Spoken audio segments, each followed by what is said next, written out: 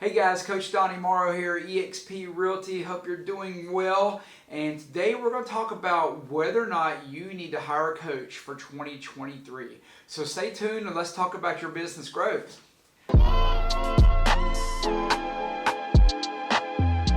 So Coach Donnie here, and let me tell you, 2023 is upon us, and something that I've had pretty much ever since I was in business, or maybe I had a license 6-8 months when I hired my first coach, but I have always had a coach. Sometimes I had multiple coaches, and almost always I had a coach and a mentor, or someone that I could lean on or ask advice from, or whatever the case might be.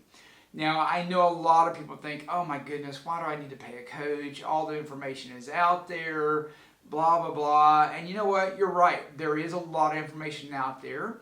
You could probably get 90% of it online if you know where to look, but there'd be a lot of hours of looking around trying to find it all and put together what works and what doesn't work. And guess what? I've always done that in addition to coaching also.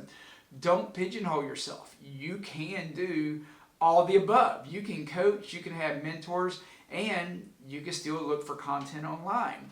Why do I think a coach is so important though, even though the information is out there? And here's what I know. All across the country, the average real estate agent sells about 6 or 7 houses, regardless of the company they're at, regardless of the training that they're getting. And about the only places where I see agents have a higher average are agents that are highly coached or agents that are on a team. So what that tells me is, number one, your brokerage really doesn't matter. Whether they're at this company or that company or another company, typically the average agent sells about the same number of houses within a couple per year. And then you got to look at other factors. If a brokerage says, oh, well, our agents sell on average 3 houses more than the average at this brokerage, well, maybe it's because they don't hire anybody new, so therefore they don't have any new people. They're training them, bring the average down.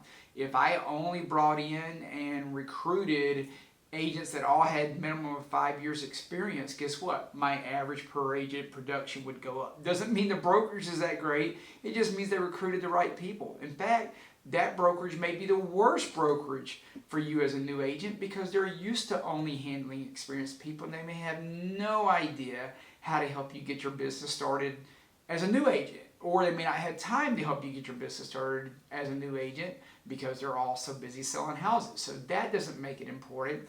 The other thing that it proves to me, besides the fact that the brokerage name doesn't matter, is that the training doesn't matter as much as us think it does. Is it important? Yes. I'm not saying don't train. You need to know everything about your job that you can know, or your business, whatever you want to call it. You need to work really hard to be a master of your skills. That is one thing that we are missing in the real estate world. Not enough real estate agents are putting anywhere near the effort in to be masters of their skills. However, again, average agent sells 6 houses a year. Why does one company have all this training and the agent sells 6 houses, and another company maybe has very little training and the agent still sells 6 houses? I'm going to tell you why. Because it's not the knowledge that makes you successful. It's not the company that makes you successful. It's your implementation of the knowledge and the skills and your willingness to master those skills. So all that comes full circle. Why do you need a coach? Because a coach bridges that gap. They give you some training, and then you get some from your brokerage, or you get some online, or whatever the case might be. But truthfully, what a coach does is they hold you accountable. Just like Michael Jordan absolutely knew how to play basketball pretty doggone well. I think we can all agree on that. But he still had coaches. Not only did he have the coaches that were a part of the team, but he had outside coaches that he paid for himself as well. Why did Michael Jordan still have those coaches? Because they made little tweaks in the knowledge that he already had. They kept him motivated or disciplined on days that he didn't feel like discipline. Now, he's known for his awesome discipline, so I'm not putting him down at all. I'm a huge fan. But do you think there were maybe days that he called those coaches and said, man, I'm just not feeling it? I think there was. Or there may be days that you just need to make a decision and you just need some counsel. And there's no one else who will know your business as well as your coach will know your business to be able to give you the proper counsel for your business. You can't get that on YouTube. You can't get that online, and most of the time you can't get that in a brokerage because your broker generally has his own business and he doesn't know your business well enough to be able to give you that kind of knowledge. I know I had a coaching client this year that literally we helped her move brokerages, and not something I normally try to do, but in this case it's going to save her about $500,000 a year in brokerage splits.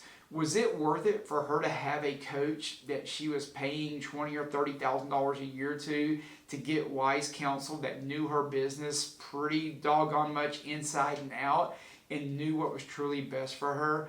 100% it was worth it for her, because she just saved herself an insane amount of money, and she would not have been able to make that decision based on a YouTube video. Okay, so that's super important. But here's the big part: whether your coach is a team leader, just a mentor, or a coaching company you pay, what's super important about coaching is the accountability. And I think this is the most important thing if you're on a team. Maybe we'll cover that in another video. I'm sure we will at some point. But especially your coach, you need to embrace accountability so that that coach can hold you accountable. I will tell you, all of my coaching clients, almost every call, get homework. Why? Because I'm a very big believer that regardless of the knowledge they have, if I can help them make a baby step every time we have a conversation, and they make 25, 30, 40 baby steps throughout the year in their business, what does their business look like 12 months from now? I can tell you what it doesn't look like. It doesn't look like what it looks like today, right? I know my business has grown in the last 12 months just by leaps and bounds as far as structure on the business side.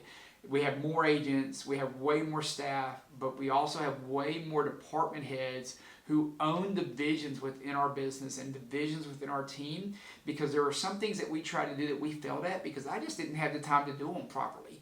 And without having my coaches in place to teach me this thing, to say, hey, Donnie, you need somebody who owns this department because you're too busy to handle it. You need somebody who owns this department because you're too busy to handle it. Guess what? I wasn't getting that off of YouTube. I wasn't getting that off of Instagram. There was no coaching or knowledge on the internet anywhere unless I just got lucky and heard somebody like myself say it or something. But even then, it's general knowledge. I probably would not have made the moves that I made this year, that we are set up, that we are absolutely going to be taking over in 2023. And a lot of that came from my willingness, even though I'm highly successful in selling close to 400 houses a year and have the largest team in my city, that willingness for me to learn and to be coached and to be held accountable is going to make a huge difference in the next 1, 2, or 3 years, not only in the growth of my team and my brokerage and my business, but in my lifestyle and my profit and my ability to take care of my family, and more importantly, my ability to own a business and not a job, so I have time to spend with my family. I'm certainly getting to the age where that's super important to me. So should you hire a coach? I would say 99% of us out there need a coach. You'd be a very rare person that you don't need a coach to help you in your business. I don't know if I've ever met anyone that was like, yeah, that guy just doesn't need a coach at all. I don't know that I've ever met that particular person in real estate. I might have. I hadn't thought about it that much. And the last thing I'll add to that is the most important people or the most successful people I know all have coaches. So I'm not telling you to coach with me or my company or anyone else. What I am telling you is seek out wise counsel. Don't think of coaching as an expense. Think of it as an investment, because the things that I've gotten from coaching generally are not tangible things where it's like, oh, I'm paying for this. It's generally a relationship where I get something from, or it's a commitment that I'm forced to make, or it's accountability that I have to be held accountable for something. It's those intangibles that you couldn't get in a class, you can't get from a brokerage class, but you can only get it from somebody who knows your business and somebody who cares enough about you to be honest with you to say, hey, this is what you've got to do. So if you need any help or guidance with that, number one, throw it down in the comments whether or not you use a coach. I'd love to hear what you all think of that. Number two, feel free to reach out to me if you'd like to. Helping real estate agents is what I do, and it's what I love to do. And as always, do yourself a favor and subscribe to the channel so you don't miss any of the coaching content. And do me a favor and like the videos so that other people will see the video. Hope this helps you out, and here's to a great 2023.